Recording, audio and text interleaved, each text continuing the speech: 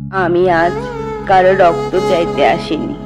নির্মলেন্দু ফুল সমবেত সকলের মতো আমিও গোলাপ ফুল খুব ভালোবাসি। রেসকোর্স পার হয়ে যেতে সেই সব গোলাপের একটি গোলাপ গতকাল আমাকে বলেছে আমি যেন কবিতায় বীর আবু সাঈদের কথা বলি। আমি তার কথা বলতে এসেছি।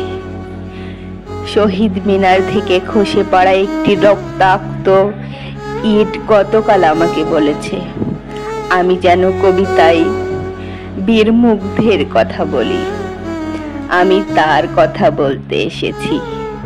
শাহবাগ অ্যাভিনিউর ঘূর্ণায়িত জলের ঝর্ণাটি আর্তস্বরে আমাকে বলেছে আমি যেন কবিতায় বীর আবু সাঈদের কথা বলি। আমি তার কথা বলতে এসেছি। সমবেত সকলের মতো আমারও স্বপ্নের প্রতি পক্ষপাত আছে, ভালোবাসা আছে। শেষ রাতে দেখা একটি সাহসী স্বপ্ন গতকাল আমাকে বলেছে আমি যেন কবিতায় বীর মুগ্ধের কথা বলি। আমি তার কথা বলতে এসেছি। এই বসন্তের বটমূলে সমবেত ব্যথিত মানুষগুলো সাক্ষী থাকুক। না ফোটা কৃষ্ণচূড়ার শুষ্ক ভগ্ন অপ্রস্তুত প্রাণের ওই গোপনে মঞ্জুরিগুলো কান পেতে শুনুক।